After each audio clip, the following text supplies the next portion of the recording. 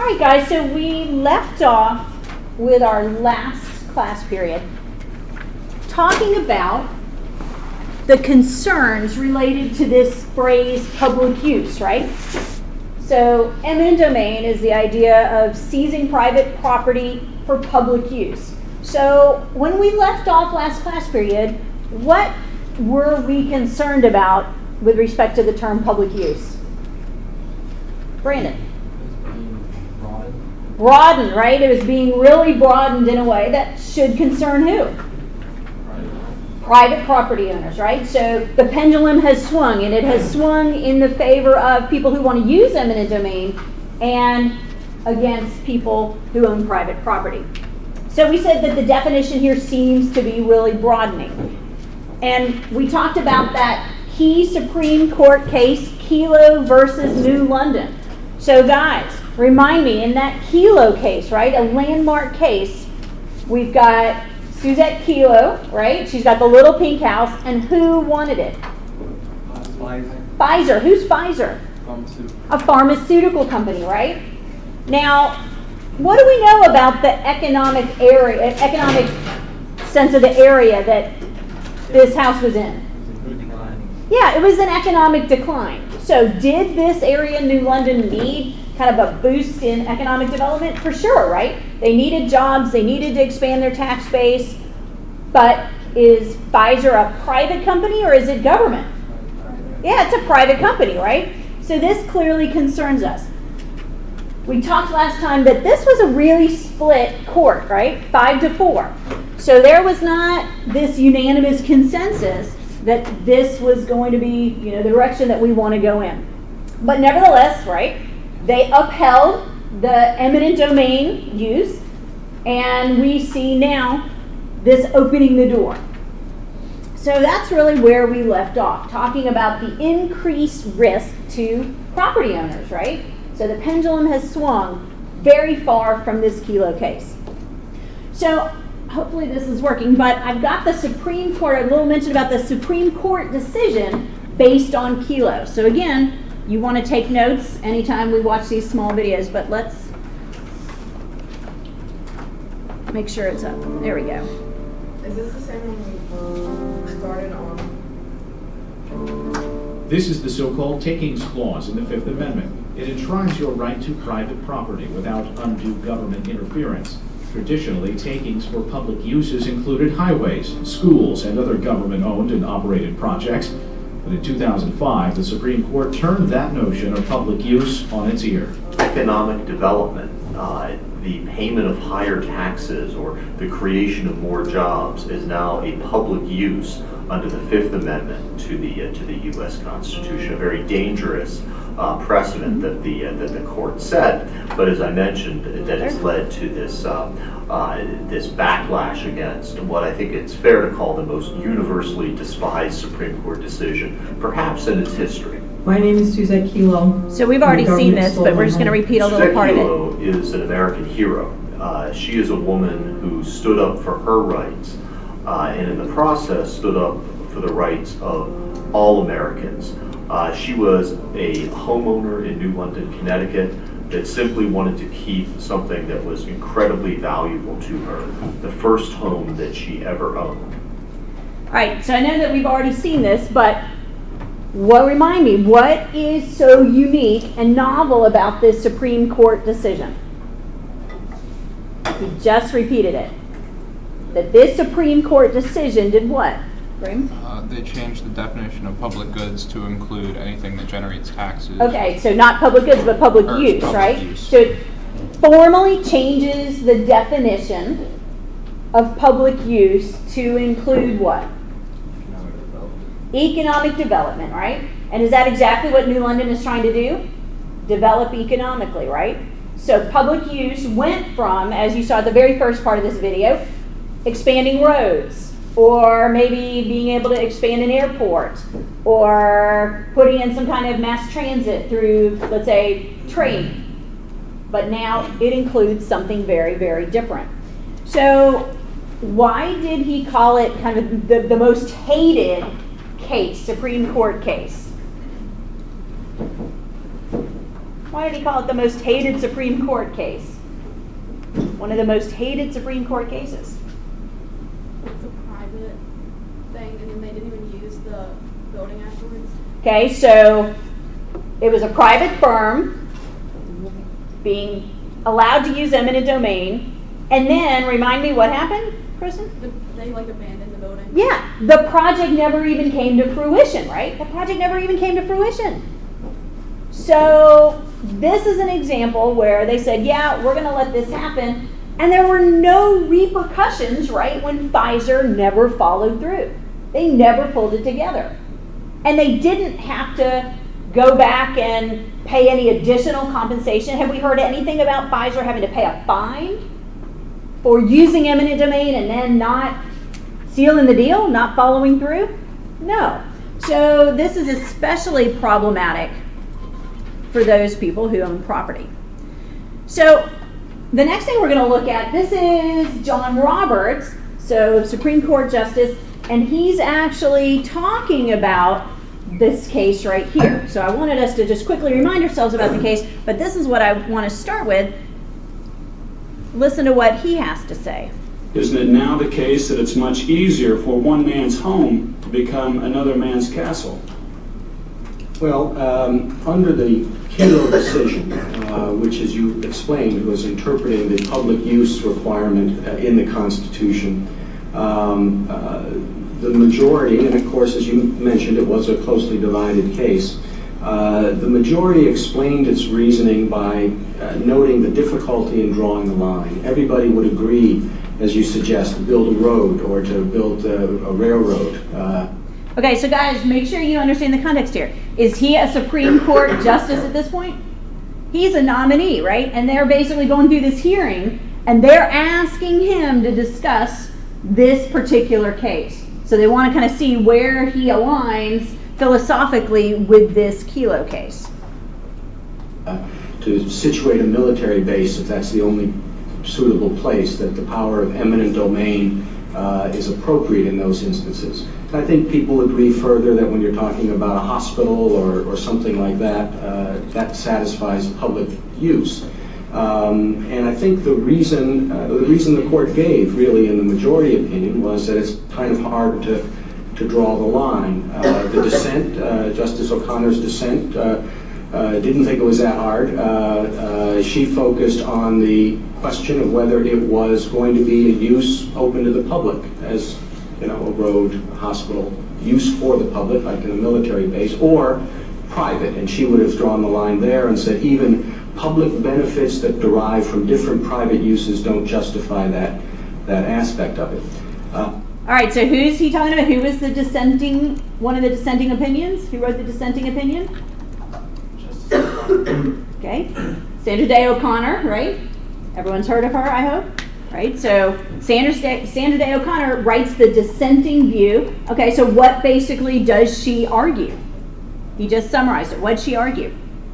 The pub is not open to the public. That she thinks trying to draw the line is easy, right? The others said, no, drawing the line, this is fuzzy, this is a gray area. And she's like, no, this is not a gray area. The line is pretty easy to draw. And she says it needs to be drawn where we're thinking about things that are open to the public, right? For public use. For her means open to the public. So while a military base isn't literally open to the public, it is in a sense, for the general public. Pfizer, open to the public? No. For the general public? No. And she says that's a very easy distinction to make. There was a caveat in the Kelo majority. They said they were only deciding this in the context of an urban redevelopment plan. They reserved the question if it's just taking one parcel and giving it to somebody else, not part of a broader plan. That question was still open. And as you said, there's been a lot of reaction to it. I understand some states have even legislated restricting their power. And we are considering it here in the Congress. And I think that's a very appropriate approach to consider. In other words, the court was not saying you have to have this power, you have to exercise this power. What the court was saying is there is this power, and then it's up to the legislature to determine whether it wants that to be available, whether it wants it to be available in limited circumstances, or whether it wants to go back to an understanding, like, as reflected in the dissent, that this is not an appropriate public use. All right, so what did he just say there? He makes it a really important point. What does he say? It was not an appropriate public use. That's not what he didn't say. It was an inappropriate public use, right? That's not what he said. Guys, has he taken a stand? No. He's being really careful, right? He's doing a dance. Why is he doing a dance? Because he's up for being nominated to the Supreme Court. So he's not going in there and saying, they were wrong. This was the wrong thing to do. He's saying, they said, she said, the dissenting opinion said. So what did he just say? If we're paying attention, what did he just say, Brandon? The legislature and the state determines how. Yeah. So he's saying, look, the game's not over because there's a role for states, right? A state can come in and say, no, we're going to restrict this. That the Supreme Court opinion didn't say, hey, this is going to be federally determined and you can't do anything about it, states, right? They're saying, look, we're making this determination, but states can weigh in, right? And if states want to constrain this power, they have that right. So guys, I need you to really pay attention to what's being said. That leaves the ball in the court of the legislature. And I think it's reflective of what is often the case, and people sometimes lose sight of, that this body and legislative bodies in the states are protectors of the people's rights as well. It's not simply a question of legislating to address particular needs, but you obviously have to also be cognizant of the people's rights, and you can protect them in situations where the court has determined, as it did 5-4 in Kelo, that they are not going to draw that line. You still have the authority to draw. I understand the authority we maintain. What I'm curious about is your view is, does that right exist? I would not think Blackstone would agree that that right exists for the public to take private property for private use. Well, in the first year in law school, we all read the decision in Calder against Bull, which has this famous statement that the government may not take the property of A and give it to B. And that certainly was quoted in the dissent, in Justice O'Connor's dissent. The Kelo majority, though, said if a legislature wants to exercise that power, basically that the court's not going to second guess the judgment that this is a public use. And I do think that imposes a heavy responsibility on the legislature to determine what they're doing and whether it is a public use or if it's simply transferring from one private party to the next. But so what are they trying to get him to do here? Yeah, what do you think, right? What do you think? And he's being really careful, right? Because you don't want to alienate some people when you're a nominee for the Supreme Court and you're trying to not burn any bridges. So he's basically saying, look, we learn in law school in a very important case that you can't take from A to give to B if you're talking about private property, but the Supreme Court saying we're not going to second guess the states. If the states want to think about economic development as public use, we're not going to second guess them. And he kind of says, look, this contradicts a little bit this important case we all learned in the first year of law school. But does he ever come back and say, this was wrong, they made the wrong decision, or I would have sided with the dissent, I would have supported this? Nope. I take it you're not going to respond whether or not that right exists under the Constitution. Well, the Kelo decision obviously was just decided last year, and I don't think I should comment whether it was correct or not. It stands as a precedent of the court. It did leave open the question of whether it applied in a situation that was not a broader redevelopment plan, but and if the issue does come back before the court, I need to be able to address it without having previously commented on. I don't have to tell you a thing. So, pretty smart answer, right? This is new. If it comes back, I can't go on the record as having said, this is how I would vote. So, again, interesting information. So, let's go back to our PowerPoint then. All right, so let's compare two cases then that we've been talking about. We had one from Trump, right? And he wanted that one property where? Atlantic City, right? And what did he want to do with it? He wanted to create limousine parking, and then we've got the Kelo case. Trump wasn't successful, right? Everyone agree? Trump was not successful. He did not win an eminent domain attempt to take that house. But New London, on behalf of Pfizer, was successful. So what's the difference here, guys? What's the difference? What's the difference? Definition change. Okay, that we saw a little bit of definition change, but remember that definition really changed as a result of Kelo. So I'm asking, why are the Trump and Kelo cases different? In what way might they be different? If you guys were having to decide, what would you talk about in terms of how you see they're different? Xavier. All right, so Kelo's talking about economic growth, which means what? That it will help the majority. Okay, that it would help a lot of people. How does it help people? Creating jobs. Okay, creates jobs, and hopefully a lot of jobs, right? A huge pharmaceutical, maybe I think it was a pharmaceutical research center, would have created a lot of jobs. Low-paying jobs? No, probably some high-paying jobs, right? And that, of course, affects the tax base. But what about Trump? It was already, It was what? like, the area was already developed. It wasn't The economic. area was already developed. It seemed to already be thriving, right? Did he have any argument, hey, we need to create jobs. We need to stimulate this area? No. So he wasn't really selling an economic development type angle. He wasn't selling job creation, right? So, as we heard with Justice Roberts' discussion when he was a nominee, there is some opportunity to limit the scope of public use, right? There is that way to do that. We don't have to just say, oh, the Supreme Court said this, and so there's absolutely nothing that can be done. Now, the Kelo decision, as you can imagine, opens the door for more eminent domain cases, right? It sends this very strong signal. And if you were thinking about eminent domain before as a private entity, after the Kelo case, you'd be like, yeah, let's do this, right? Because we're going to be successful if we can argue increased tax base. We're going to be successful if we can say, hey, we're helping develop an underdeveloped area. We're creating jobs, right? But here's the deal. As John Roberts stated, states can regulate, to a degree, eminent domain. Right? States can get involved. They don't have to simply say this is purely a federal issue. States can make this a state level issue. And we've started to see that.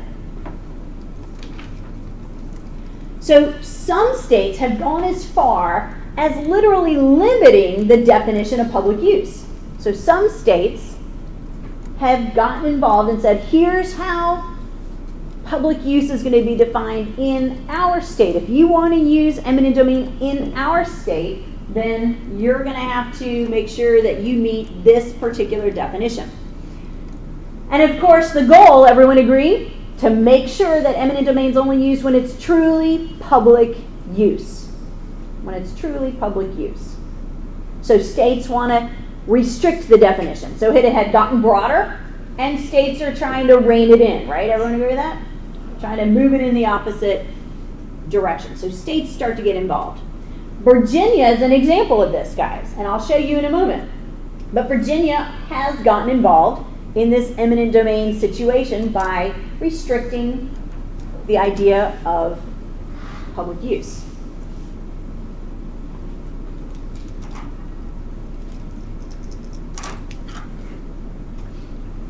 Oh, darn it, this was available earlier. All right. Well, that's okay. I checked these a couple months ago. So let's take a look here. And you don't need to write all of this down. And if you want, I can cut and paste this into the announcements today. But let's take a look at what this says. It says, blah, blah, blah, blah, blah, blah, blah. Let's go to the red part. Not where the primary use is for private gain, private benefit, private enterprise, increasing jobs, increasing tax revenue, or development. So it says, read this part right here, then eminent domain can only be exercised when property or damages for public use. And except for, who's the exception? Except for, what does it say? Except for utilities, because we have private utilities, right? Dominion Power is private. So except for utilities, here's your burden in red. The primary use, if you go to claim eminent domain, has to be something other than private gain, private benefit, private enterprise. You can't argue, hey, I'm increasing jobs. You can't argue, I'm increasing the tax revenue. You can't argue this is economic development. So what are they basically saying about the Kelo case? They're basically saying what?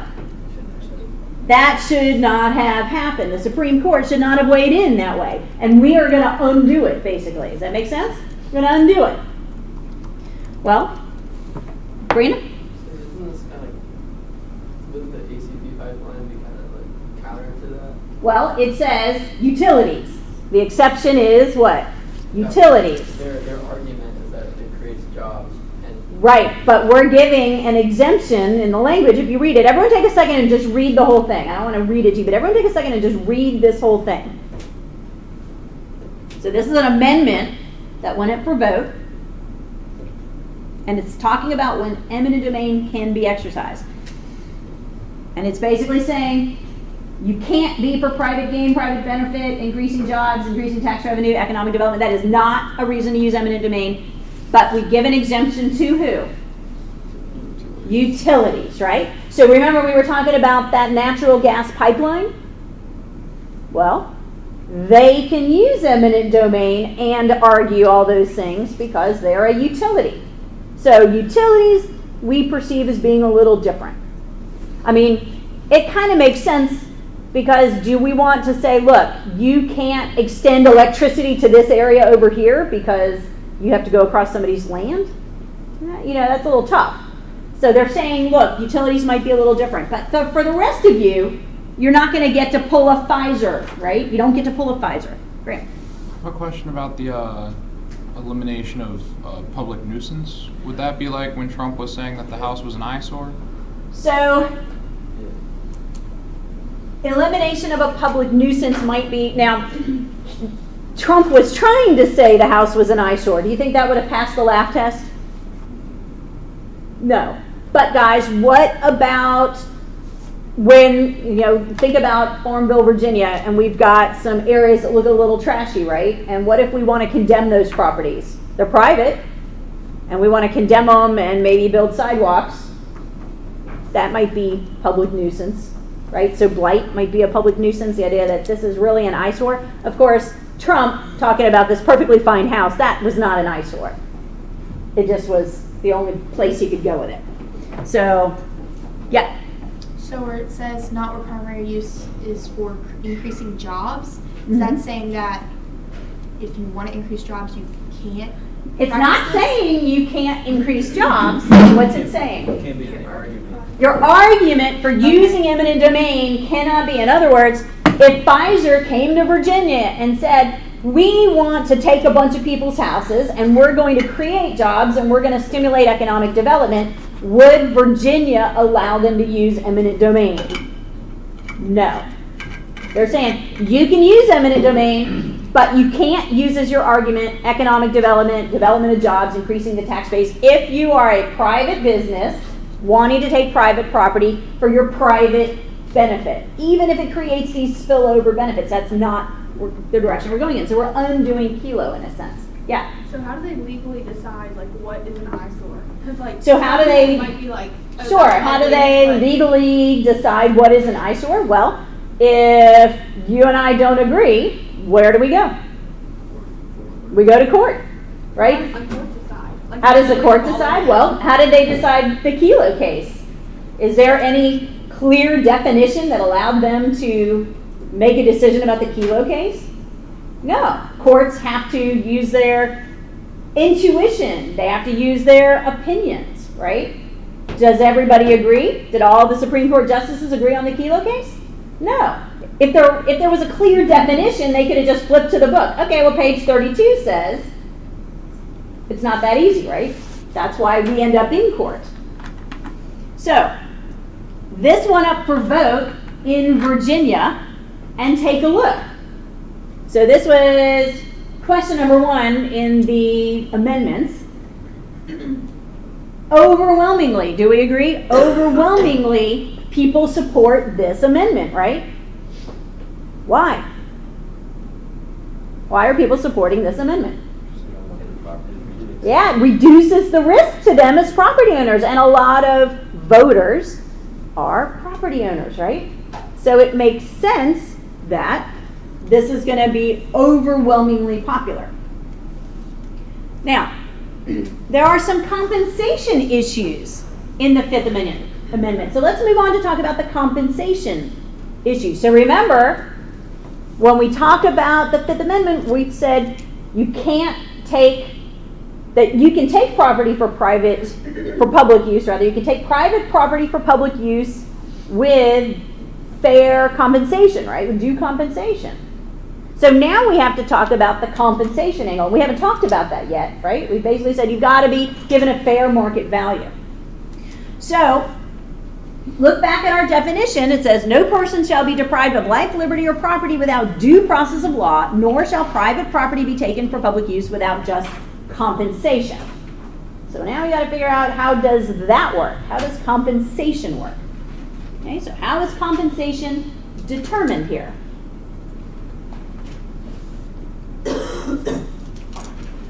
Hopefully my videos don't go away. There we go. Hi, my name is Justin Matthew. I'm in the litigation group here at Parr, Brown, Kimmel. I do general litigation, and specifically I represent a lot of clients who are involved in having their property condemned by the power of eminent domain.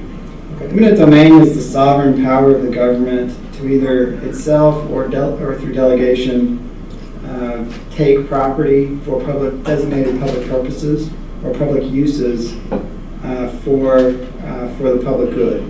And so that could involve roads or water easements, canals, pipelines, power lines, airports.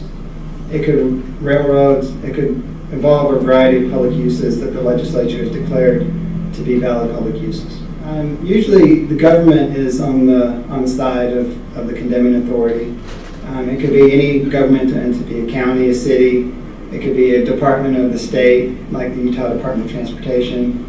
And also, in certain situations, it can be private companies. It can be Rocky Mountain Power, Questar, CenturyLink. It could be any company that is putting in facilities that somehow benefit the public and have been determined to be public uses. All right, so he's clearly a lawyer, and he specializes in eminent domain. So who is he usually representing, does it sound like? The what? The landowner, right? The landowner. And so if he's representing the landowner, then he's going up against what? Usually government, though, right? Right? Pfizer didn't get to just come in and say, I'm declaring eminent domain. They had to go to who? The government, right? So he's basically going up against the government. Is it always the federal government? So it could be federal government. It could be state government. Who else could it be? Could be a city government. Could be a county government, right? It doesn't have to be simply at the federal level or at the state level. So guys, one thing I think y'all aren't fully understanding is that a private company doesn't just get to say, oh, eminent domain. The private companies, basically, Pfizer's going up to the government entity in New London and saying, we're thinking about moving in here, but here's the thing, I need a lot of land. Oh, you don't have a lot of land? This area looks good. I'm going to bring in a lot of jobs. Will you support me? Will you support my move for eminent domain? You're going to have to partner with me, basically, if we go to court, right? So notice the case, guys. The Kelo case, was it Kelo versus Pfizer?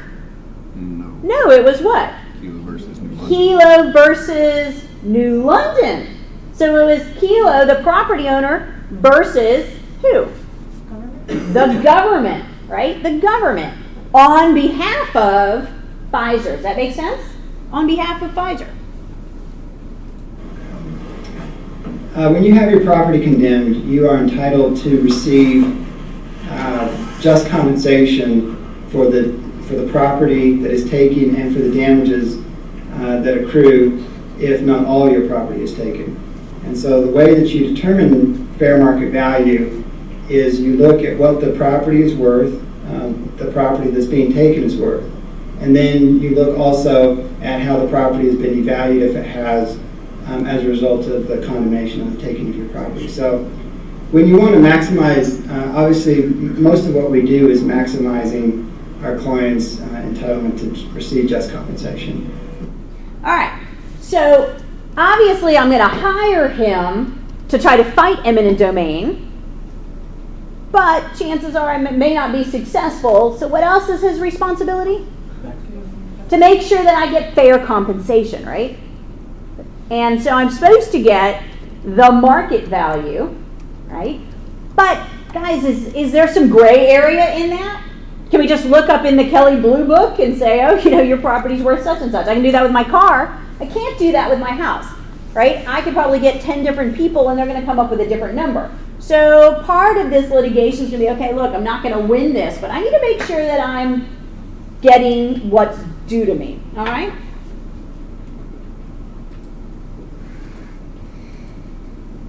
So compensation, one thing we do know in the law right now is that compensation is required when land is literally seized by the government. So compensation is required when land is seized by the government. So seized means what? Yeah, they literally kind of take it from me, right? Does everyone agree that in the Kilo case, Suzette Kilo's house was seized, right? It was taken, all right? So, for example, they take your land and they want to expand an airport. Your land is literally taken. But I don't want to use the word taken because that has kind of other, we're going to talk about other forms of taking, but they've taken my land, they've seized my land.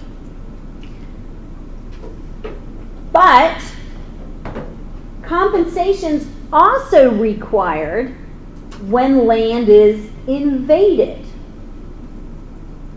Compensation is also required when your land is invaded. So what do you think we might mean by invaded? Like taken over. Taken over by whom? Give me more. Like it goes an airport. Okay, but if they've taken over my land, then they've seized it. That would be the first example, right? Yeah. See? Is invasion like when they go through, like they use? So invasion's going to be a little different because they haven't seized my land and taken it from me, but they need to get on my land. They need to get on my land. So maybe something is installed on my property. So the pipeline, right? Remember those videos we watched about the guy with the pipeline? Remember the guy with that cool sweatband across his head? He looked kind of silly. Probably should have taken that off for the video, but was he selling his land? No. It's just that there was going to be a pipeline going through his land. So something invades your property, something is being installed on your property. You're not selling the land. You're keeping the house, but now there's going to be something on it. It could be that an easement's required on my property. So what's an easement? What's an easement? Brandon, what's an easement? A legal right to a certain section of the property. A legal right to kind of go through on a certain portion of your property. Good. So if we talk about an easement, then there's a certain portion of your property that somebody has the right to go through. So you're not selling them that property, but all of a sudden something's different about that section. So there might be an easement for utilities to go through your property. Or there might be an easement because somebody's got to get through your property to get to their property. Right? So some kind of easement. So do we understand the difference between property being seized and property being invaded? Seized versus invaded, right? Can you say what easement means one more time? So an easement would be where somebody has the right to go through your property. And so, for example, on the back of my property is the pump station for my community. I have no idea what it does. It's not, it's got a little fence around it. But every day, somebody from the town of Farmville or Prince Edward County comes and checks on that pump station.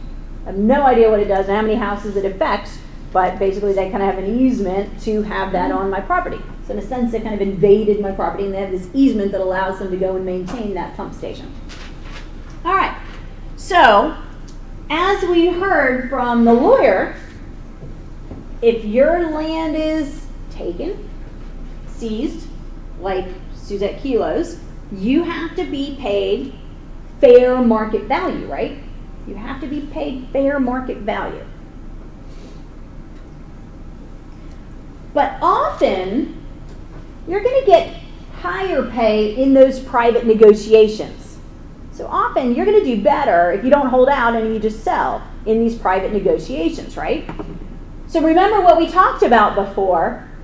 If somebody wants to take land, do they just immediately go eminent domain, let's go to court? Is that the first thing that happens? No, the first thing they do is try to talk to people. So, the Appalachian Trail, when we decided to use eminent domain to take the houses we needed to establish that park, we didn't just say, hey guys, just letting you know, we're going to go with eminent domain here. They first talked to the different homeowners and landowners and tried to see if they could negotiate. And so if you're not that tied to the property, you're probably going to do best in the negotiation. It's probably a lot cheaper for these companies or this government to pay you rather than having to litigate. I actually have an example of that. My mom's fiance, he has a lot of rental property around Lynchburg, and they were building a new high school. And the property he had as rental property, they wanted that. Okay, so your mom's boyfriend, is that what you said? Yeah. Your mom's boyfriend owned property in Lynchburg, and they wanted to expand a high school? Yeah, they wanted to build a whole new high school. And it was on his land? He had no tie to it, but he... Yeah, he didn't care. It was a rental property. But he wasn't going to be like, first negotiation come to the table, so he just held out, and they just kept out. Yeah, so if you're kind of one of the last holdouts in the negotiation process, you might be able to really clean out, but you can't hold out too long or else, you're giving them an incentive to declare eminent domain. So that's a great example, is that they first talked to the private property owners, tried to negotiate, offered them, hey, I'll give you more than fair market value. I don't want to have to go litigate. That's expensive. Yeah. My grandpa kind of did the same thing, but he negotiated with, I guess, like a cell phone company. He has a big farm, and they wanted to put the cell phone tower on your on the farm. Land of the farm. So he gets paid like ridiculous amounts of money a month just for it to sit there. Yeah. So basically, they could have declared eminent domain and kind of invaded his land. It might be that it never got to eminent domain, right? They just are basically renting a corner of the land, right? Well, we want to put a cell tower up. I'm going to pay you. They asked some of the neighbors, and they all said no. So he kind of could charge them. Yeah, I was like, hey, I'll do it for the right price. Exactly. So you have to be paid a fair market value, and again, if you're not that tied to the land, you don't want to fight it, you can probably negotiate a better deal. But the one thing that's important to understand is that by law, whoever's using eminent domain is not required to pay your value. And do you think some people might have a value higher than fair market value? Did Suzette Kilo have a value for her house that was higher than fair market value? Yeah. Or she would have sold, right? So they're not required to pay your value. So for example, if the property has sentimental value to you for some reason, maybe you inherited it from your parents and they've died and you don't want to sell this land because it's really valuable to you. They don't have to pay you for that value, only the fair market value. If there's a business that's been in your family for 100 years, again, they have to pay you the business's value, but they don't have to pay you your value if you value it for other reasons other than the market value. So again, inherit a farm from your grandfather, same kind of deal.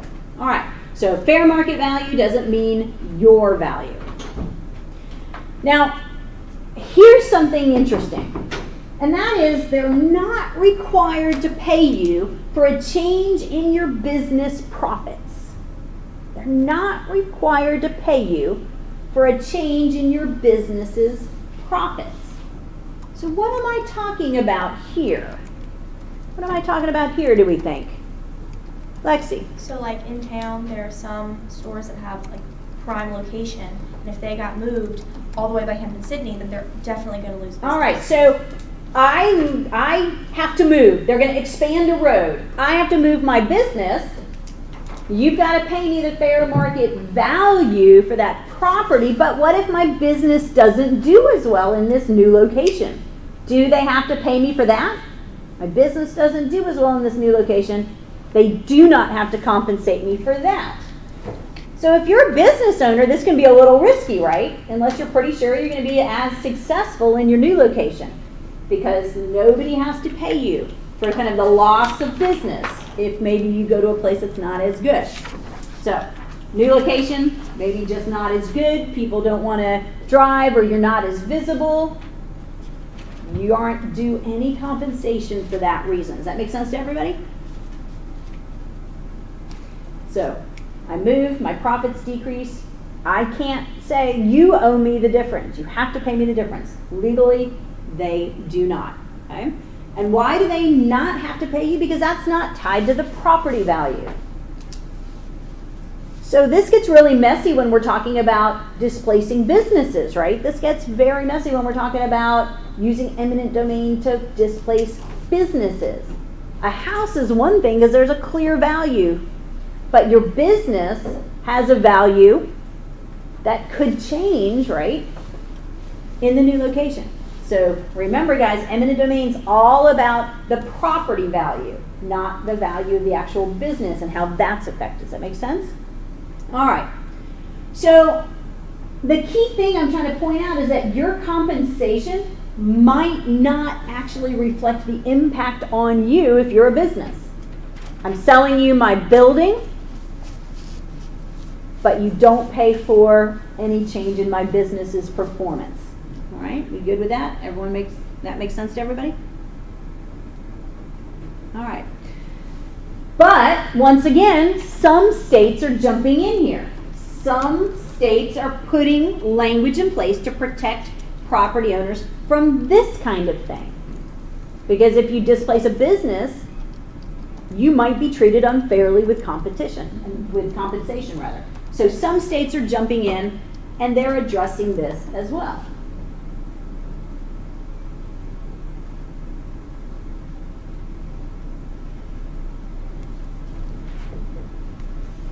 Now, there are some other things that the court has ruled.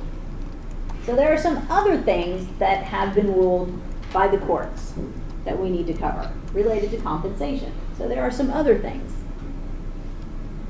Compensation is required if government action results in the following things. So compensation is required, according to the courts, if government action results in this list of things.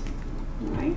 So what's on this list? So government action that causes these problems, you do have to be compensated. Noise pollution. Noise pollution. So government does something and it results in noise pollution. Now, we're not saying that they've taken your land, right? That's different. We already know if they take your land, they owe compensation. We're not talking about invading your land. We already know this requires compensation. But now we're talking about noise pollution. So, do I have an example? No. So, let's say that I have a property and they build an airport next to me. They've not taken my land, but they've built an airport next to me. Guys, am I going to have some noise pollution? Yeah. Or maybe there's some huge highway that's like literally right next to my property. And again, it's probably a gray area. But if government does something, they build something that results in noise pollution to me, even if they don't take my property, they don't invade my property, they're not seizing my property, there are still legal precedents for compensation being required. Another example is elimination of highway access. If government redoes the highways and they eliminate your highway access, this could lead to compensation. So in this case, they're probably talking more about businesses, right? So let's say they redo the roads, and all of a sudden you used to have highway access right there so customers could get off the highway and come to your business, but now they've made it much more difficult to get to your business because the highway access has been changed. Legally, there's precedents that suggest they would owe you compensation for that too. Yeah? What about in reverse? What about the new highway directs people from So what if the highway directs people to my business? No, away from your business. That's what we're talking about here. They've eliminated highway access that somehow takes customers out of my business. Does that make sense? So like, have you ever seen cars? I've never seen They cars. go the highway, and instead of going to Radiator Springs, they just went down the highway, and all the businesses. lost money. See, I need the clip from Cars then. I'll find that. I'll bring it for you. Yeah. Send me. I need a link to the clip though. I need a link. Got you. So yeah. So if we change the road system, we change the highways, and all of a sudden there was a highway that was dumping people out near your business, and now it doesn't anymore. There is some legal precedence that says you would be entitled to compensation. Now, what I don't know is how hard would that be to get? Am I going to have to fight hard? Because these are all gray areas, right? Kristen asked the question before, like, how do they decide? Well, again, if there was a rule book where they could just flip to page 82 and it says, oh, okay, I'm looking right here, oh, we owe you money. This is all about how they're interpreting your situation, how they're interpreting the legal precedents, but these right here are established issues. If government does something that results in flooding of your property, well, they owe you compensation. So noise pollution, eliminating highway access, creating flooding, these are things that government would have to compensate you for. But, oops, these are out of order, sorry about that. But we've been talking about invasion, right? So we understand invasion is going to result. But what I want to know is, the third bullet, what happens if your property is impacted by government regulation? So this is kind of the new area of eminent domain that has to be thought about. So bullet 3, what if your property is impacted by government regulation? So is this really addressed in the stuff that we've covered? Are they seizing your property if it's government regulation that's affected you? No. Have they invaded your property? No. But what if government passes regulation and all of a sudden it's affecting your property? This is kind of the new frontier of eminent domain, guys. So put a star by this. This is kind of the key question that's being asked now. We already know the answers to the other things. So understand, guys, that the question I just asked is different than what we've already discussed. Does that make sense to everyone? It's different because we're not talking about invading, we're not talking about seizing, and we're not talking about those 3 things that have already been established: noise pollution, access to highway, flooding. We're talking about everything else that government could do through regulation that affects your property. So this is kind of the newest area of eminent domain, guys. Do you have an example of that? I do. Okay. Of course I do. So we call this regulatory taking. So we call this regulatory taking. So make sure you understand, a regulatory taking comes from government impacting you through regulation. They're not seizing your property. They're not invading your property. We already know compensation has to take place from those things. So do you see the distinction, guys? Does this make sense? All right. So, as we just said, government regulations impacting your property. I need to write all this over and over again. The government hasn't seized your property. They haven't invaded your property. I want to make sure you're very, very clear. So we're talking about an arena that we haven't yet discussed. But what they have done, so they haven't seized, they haven't invaded, but what they have done is impacted your use. They've impacted your use or value of your property. They've impacted your use or your value of property from the regulation. So this is key, guys. A regulatory taking comes from government regulation that impacts you, either your use or your property value. Another term, so we call this regulatory taking, but another term that we use for this is inverse condemnation. Inverse condemnation. So a regulatory taking or an inverse condemnation. And guys, we've talked about condemnation already. Do I mean that your property looks like crap and it's falling apart, so we're going to condemn it? Is that what we mean by condemnation in the legal sense? No. So regulatory taking or inverse condemnation. All right.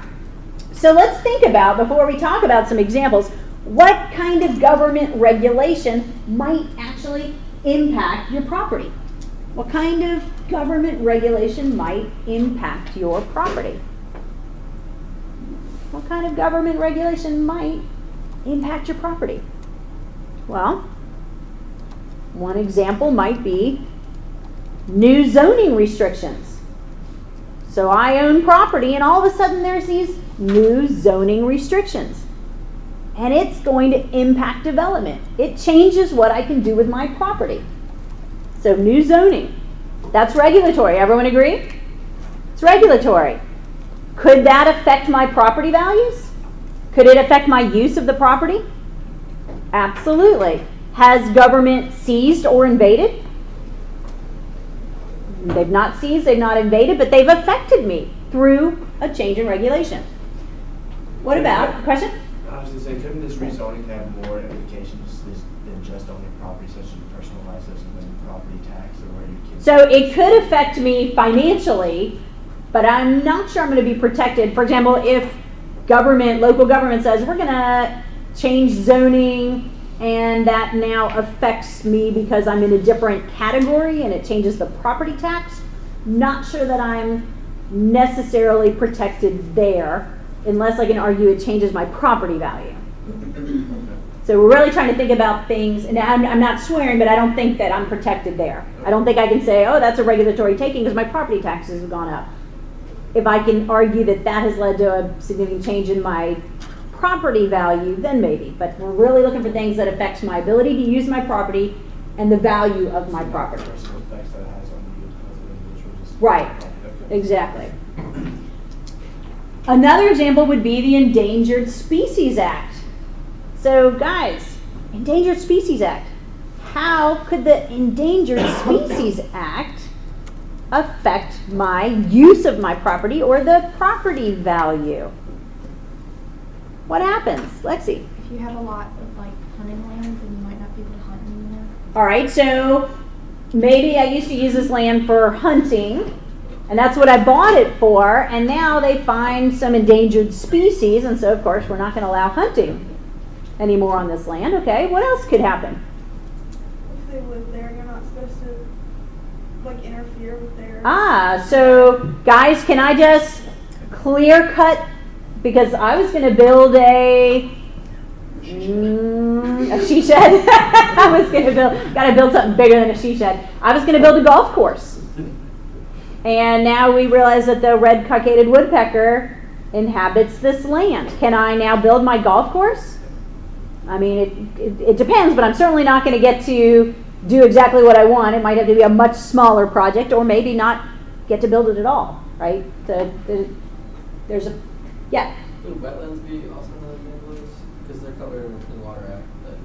Well, did I buy the property? So you're asking about wetlands. Yeah. Did I buy the property with wetlands on them, or did I buy property and before there were no regulations and all of a sudden these wetlands have to be protected? Well, I think it's... Well, if I bought something that had wetlands on them and there was already regulation, can I claim that I have a regulatory taking? No, because I bought it with those regulations in place. But what if I bought something and it wasn't going to have to be protected land, and then the government comes in and said, oh, we're going to do a better job protecting our wetlands, so we're going to change this legislation, we're going to now do a bunch of things to protect these, and all of a sudden my land is affected. I guess it'd be outdated then now, 'cause most of that happened. Exactly, right. Wetlands have been protected for a long time, so I don't think wetlands necessarily would be as likely, but Endangered Species Act would be likely because what? Species could come to my property that weren't there when I bought the property. I could end up with a species on my property that wasn't there 10 years ago or 5 years ago or even yesterday, right? So this is becoming a really hot topic. So let's take a look.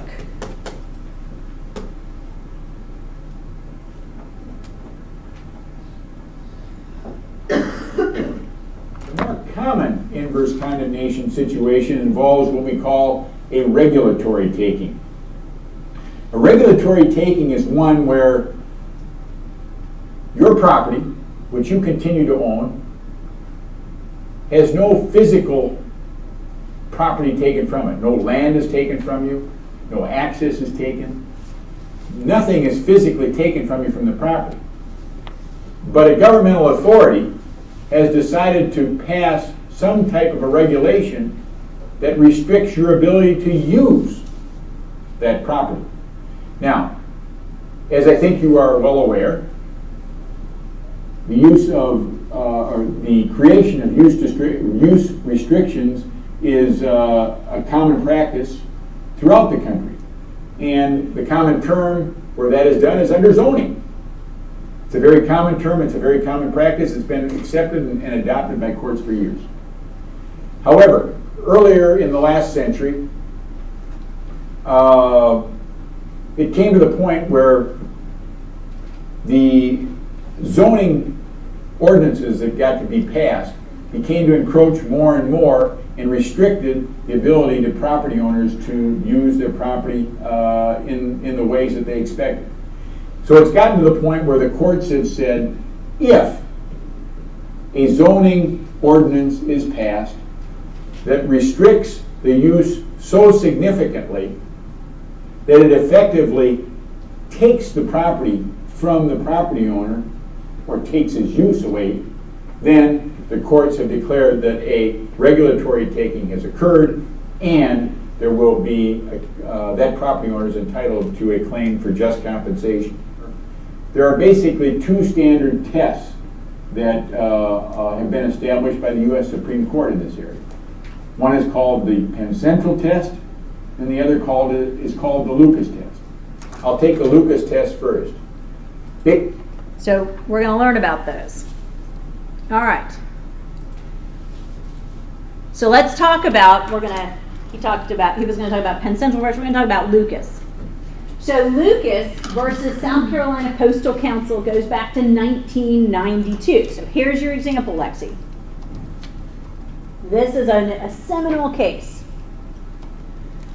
So Lucas is a landowner in South Carolina, and what's special about his land is that it's beachfront. Okay, so Lucas, 1992, owns beachfront property in South Carolina. Now, what do you think is probably true about the value of that property? Yeah, it's going to be pretty high, right? It's beachfront. So he's got this nice property. And what he wanted to do was divide it and develop it. So it's not just one little tract for one house. He's got a parcel that would be able to be developed into a small area of multiple houses. So he owns beachfront property in South Carolina, and he wants to ultimately divide this up and develop it and make a small little housing development. Government in South Carolina passed a law prohibiting development of this particular area. So basically, what did the lawyer say? A lot of the types of regulatory takings come in the form of what? Zoning changes, right? So this is a zoning change, right?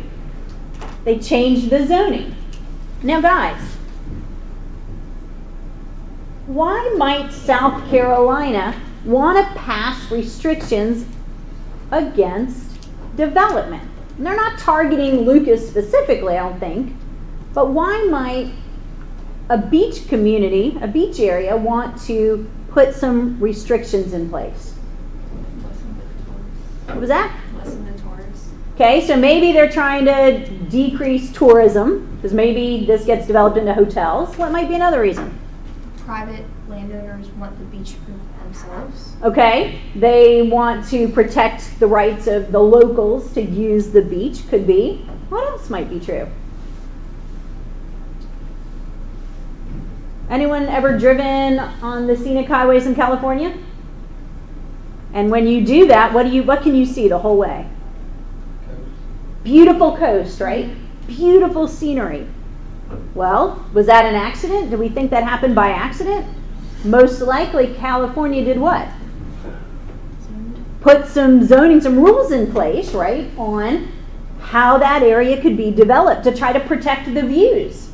And so guys, do tons and tons of tourists every year drive up and down that coastal highway in California? Do you think it generates a lot of revenue? So who knows what their actual motivation might be, but there are reasons why they might want to protect the views, not have them obstructed, make sure that they have beautiful areas that people can see, even if they don't live in one of these houses, right?